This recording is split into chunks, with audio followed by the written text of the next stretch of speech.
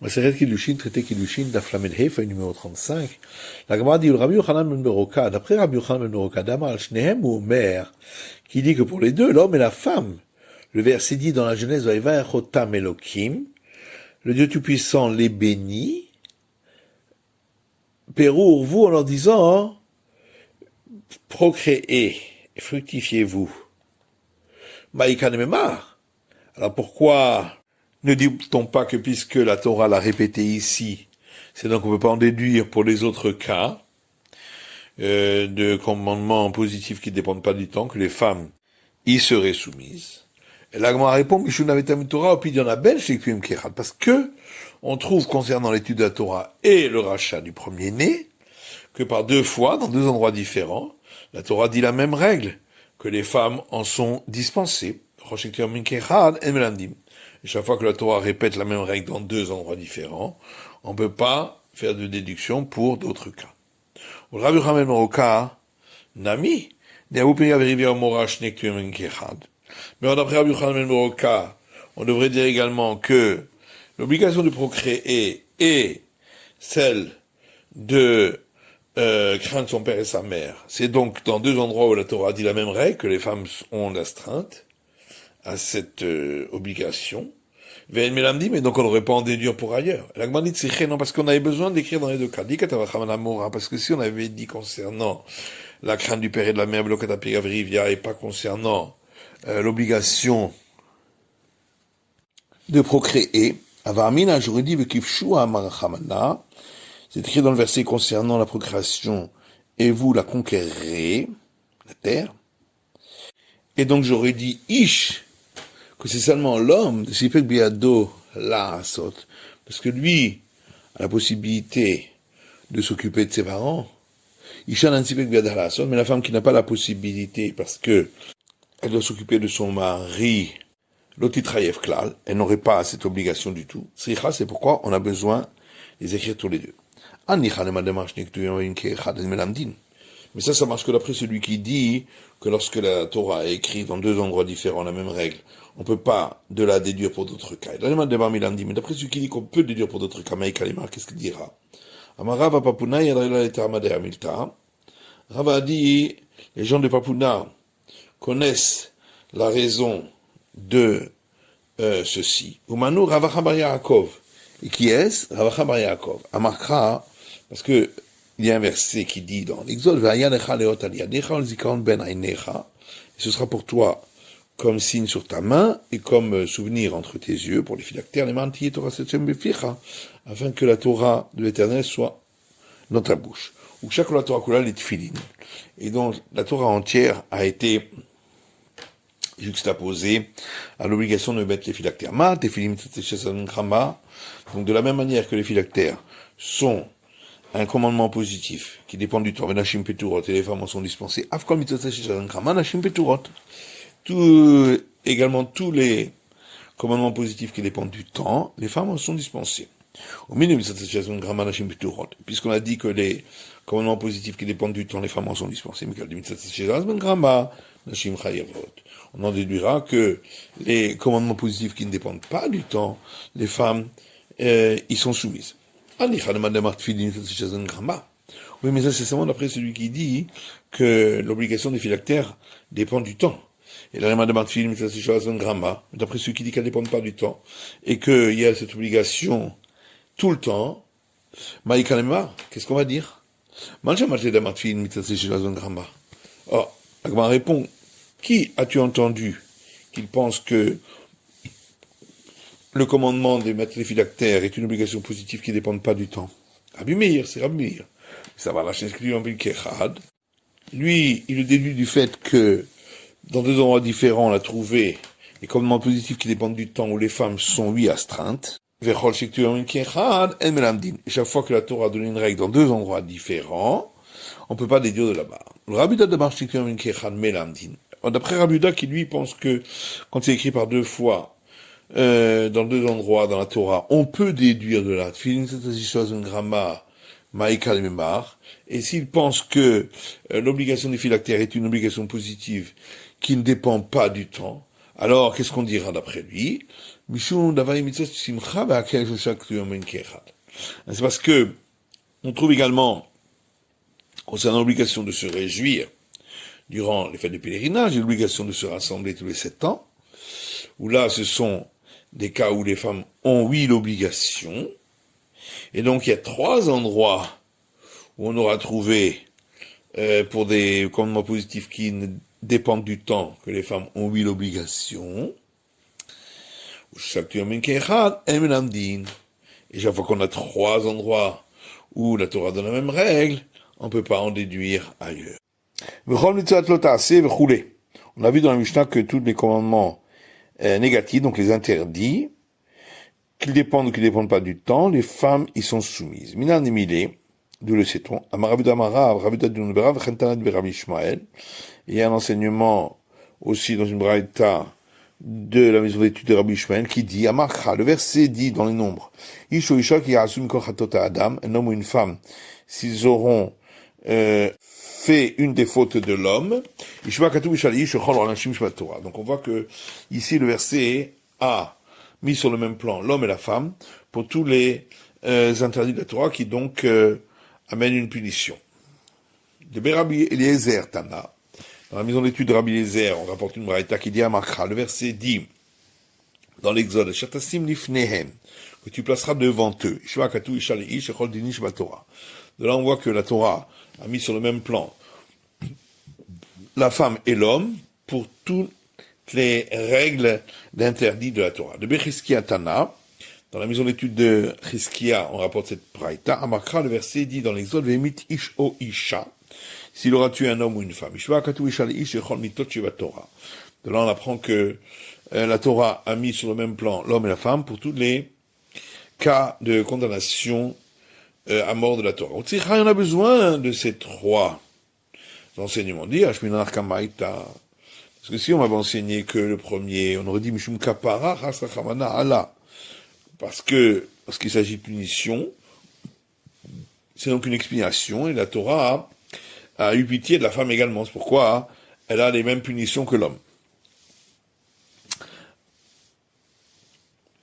Aval dini, mais peut-être pour les interdits qui ont trait aux affaires financières. On aurait pu croire que c'est seulement l'homme qui est soumis parce que c'est lui qui commerce, mais la femme non. Et si on m'avait enseigné uniquement dans ce cas-là, on aurait dit parce que là, les affaires commerciales, c'est ça qui lui permet de vivre. Aval kofer, mais quand il s'agit d'expiation, peut-être que c'est l'homme seulement, parce qu'il a plus de commandements positifs, mais pas la femme. Et si on m'avait enseigné que concernant les cas où on a tué, et on est condamné à mort, je me dis parce qu'il y a une perte de personnes. C'est pourquoi la Torah a eu pitié d'elle, elle ne fait pas de différence. Ça va dans les 2 premiers cas, et malo, peut-être pas. Tzikha, c'est pourquoi on a besoin des 3. La Mishnah dit, à l'exception de l'interdit de faire un arrondi au niveau de la tempe et l'interdit de détruire les poils de la barbe, etc. Donc également le fait pour les prêtres de ne pas se rendre impurs pour les morts. Et l'Agma dit, on comprend, pour l'interdit de se rendre impur pour des morts, concernant les prêtres, dirtiv, parce qu'il est écrit, mort à la Kohanim ben Aaron, dans le Lévitique, dit aux prêtres des fils d'Aaron, ben Aaron, velo benot Aaron. Donc ça s'applique uniquement aux fils d'Aaron et pas aux filles d'Aaron. Et là, baltekif valtashrit minalan. Mais l'interdit de faire un arrondi au temple et l'interdit de détruire les poils de la barbe, d'où est-ce qu'on sait que ça ne s'applique pas aux femmes, dirtiv, parce qu'il est écrit dans le Lévitique, l'otakif ou pas shechem, vous ne ferez pas d'arrondi au coin de vos cheveux, au niveau des tempes. Velotashrit et peat zikanecha, et tu ne détruiras pas les coins de ta barbe. Et donc, on déduit la chose suivante, kol she'yeshno ba'ashrata yeshno ba'kafa, tout celui pour lequel il y a l'interdiction de détruire les coins de la barbe, il y a l'interdiction de faire un arrondi au coin des cheveux de la tête. Valen ha'sheol veleitnu ba'ashrata, Or, les femmes, puisque elles n'ont pas cet interdit de détruire les poils de la barbe, les Tnouba Kafa, elles n'ont pas non plus l'interdit de faire un arrondi au niveau des tempes. Au Minalan de l'Etnouba Ashrata, et d'où c'est qu'elles n'ont pas l'interdit de détruire les coins de la barbe, Ibaitema Svara. Alors, ou bien on va dire, c'est logique de l'Oitleu Zakan, parce que elles n'ont pas de barbe. Ibaitema Kra. Et si tu veux, je peux aussi apporter un verset d'Amakra, puisque le verset dit Lotaku Peatro Shechen, vous ne ferez pas d'arrondi au coin des cheveux de vos têtes, Velotashit et Peat Zekanecha, et tu ne détruiras pas les coins de ta barbe. Puisque le verset a changé son expression, puisqu'il aurait pu dire au pluriel, comme le début du verset, le coin de vos barbes. Pourquoi c'est marqué de ta barbe? Pour dire ta barbe et pas celle de ta femme, c'est pourquoi c'est au singulier. Vélo, est-ce que vraiment la femme n'est pas soumise à cet interdit? Vatan a apporté une braïta qui dit Zaken, une personne âgée, Isha, une femme, Vasaris, et quelqu'un qui n'a pas eu les signes masculins de la puberté. Chez nous, Sahar, si ils ont des poils au niveau du bas du visage, Ariane que Zakan Cholivrehem, c'est considéré comme de la barbe à tous les points de vue. Il a la shrata, n'est-ce pas? Ça s'applique à l'interdiction de détruire les coins de la barbe. Amarabaye, la shrata le matit amart. Abaye dit dire que ça s'applique à l'interdit de détruire les coins de la barbe. Tu ne peux pas le dire. Yalif peat pi ben Aaron, puisque on déduit par similitude des termes, c'est marqué le coin ici, et également pour les fils d'Aaron. De la même manière que là-bas, les femmes sont dispensées, puisque ça s'applique qu'aux fils d'Aaron. Afkanashim Peturot, ici aussi, les femmes sont dispensées. Et la Gemara demande, si on pense vraiment que lorsque le verset concernant les règles des prêtres, lorsqu'il a dit les fils d'Aaron, ça s'applique à tout ce qui est dans ce passage, Nishtok Kramine, on n'avait pas besoin d'un verset pour dire que les femmes sont exclues de l'interdit de détruire les poils des coins de la barbe. On aurait pu l'apprendre par un argument a fortiori, en disant, si déjà les prêtres pour lesquels la Torah a donné des commandements particuliers, on dit que ça s'applique aux fils d'Aaron et pas aux filles d'Aaron. Israël, le kol sheken. Alors pour les Israël, la plus forte raison. Et la Gemara dit là, Shava, si on n'avait pas eu la déduction par similitude des termes, j'aurais dit que les mots fils d'Aaron ne s'appliquent pas à cette règle-là, parce que, entre-temps, le verset est passé à autre chose. Alors la Gemara dit, ben maintenant aussi, on peut toujours dire que le verset est passé à autre chose et que ça ne s'applique pas à cela. Et concernant la similitude des termes, on l'utilise pour ce qui est écrit dans une braïta, c'est écrit donc qu'on n'a pas le droit de raser les poils de la barbe. J'aurais pu croire que s'il a rasé avec une paire de ciseaux, il a un frein interdit. Pourquoi le verset dit l'otashrit, tu ne détruiras pas. Donc il faut que ce soit une destruction totale, et ça c'est pas avec une paire de ciseaux. J'aurais pu croire que s'il a arraché les poils de la barbe avec une pince ou avec un rabot, qu'il serait passible de cet interdit. C'est pourquoi le verset parle de ne pas raser. Or, ce ne sont pas des accessoires qui servent pour raser. Haketzad. Et donc, comment on explique le verset? Il faut que ce soit rasé en détruisant. Et donc, ça s'applique à la lame. La Gemara répond que si le verset n'était venu que pour cet enseignement, il aurait pu dire ce qui est dans ta barbe. Pourquoi c'est marqué le coin de ta barbe? Shmarmina tarté, donc forcément c'est pour apprendre les deux enseignements, donc le deuxième qui est d'exclure les femmes. Et la Gemara dit, Ve'ela hadetanya, mais alors, quand la Braïta dit, Zaken aisha vasori she'elu se'ar areen kezakan lechol divrehem, que une personne âgée, une femme, ou une personne qui n'a pas eu les signes de la puberté pour un homme, eh bien, s'ils ont des poils au bas du visage, c'est considéré comme la barbe à tous les niveaux. Le Ma'ilcheta, c'est pour quelle règle qu'on dit ça? Ah, Mamazoutra, les Tumat Negaim. Et Mamazoutra dit, ça a été dit pour l'impureté avec des plaies de lèpre qu'on pourra lui appliquer les règles de la barbe qui a reçu la plaie de lèpre. La Gemara dit, Negaim Be'ediak Tiva. Si c'est pour les plaies de lèpre, ça c'est écrit expressément dans le verset que la femme est incluse, puisque c'est écrit dans le Lévitique, Ve'ish o Isha, un homme ou une femme, qui est boben nega berosh obezakan, qui aurait de la lèpre au niveau des cheveux de la tête ou de la barbe.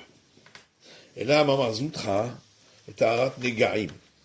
Pourquoi Mamazoutra dit que lorsqu'on a dit que c'est considéré comme la barbe, c'est pour la purification de ceux qui ont des plaies de lèpre et qui doivent raser la barbe entièrement. La Gemara dit arat negaim nami pshita.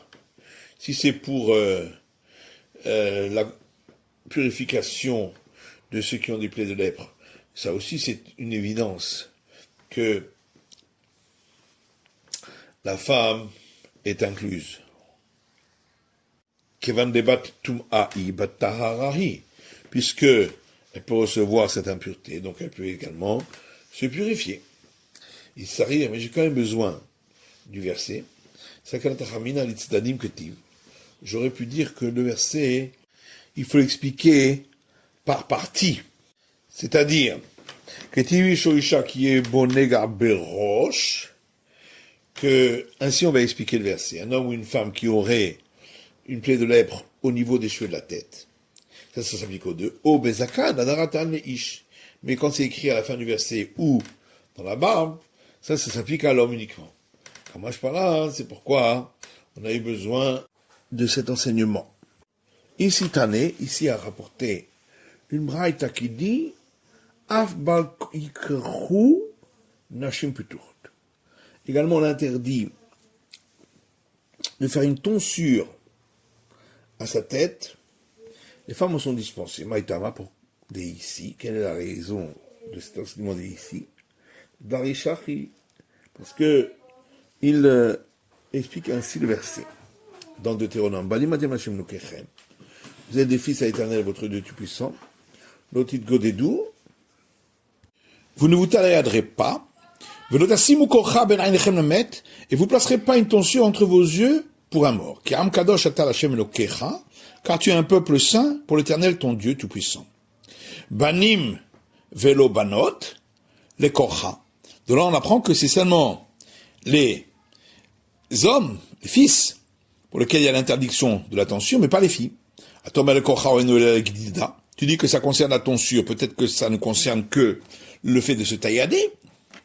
Que chez Omer, qui Kadosh Atal Hashem Elokecha, comme il est écrit ensuite, car tu es un peuple saint pour l'Éternel, ton Dieu tout-puissant, Haregidida amour. Donc, ça s'applique au fait de taillader. Amani Mekayem Bani Velobanot. Et sur quoi vais-je appliquer quand le verset dit des fils, il n'a pas dit des filles? Le Korha, c'est pour la tonsure qui s'applique que aux hommes et pas aux femmes. L'interdiction. Et pourquoi tu inclus l'interdiction de taillader pour les femmes et tu exclus l'interdiction de la tonsure? J'inclus l'interdiction de taillader parce que ça s'applique et à un endroit où il y a des cheveux et à un endroit où il n'y en a pas. Alors que j'exclus la tonsure parce que la tonsure n'est qu'à un endroit où il y a des cheveux. Veima banim lo banot ben ekocha ben ekdida. Pourquoi dirait-on pas que quand c'est marqué des filles, c'est donc on exclut les filles, c'est et pour la tonsure et pour taïadé. Et quand le verset a dit, car tu es un peuple saint pour l'Éternel, ton Dieu tout-puissant, bisri taoudirtiv. C'est écrit pour l'interdiction de se faire une coupure à la main. Alagma répond que ça varie si srita ou gedida ahati. Parce qu'en vérité, ici, considère que taïader et se faire une coupure, c'est exactement la même chose. C'est la fin de l'étude du Daf Lamed He de la feuille numéro 35.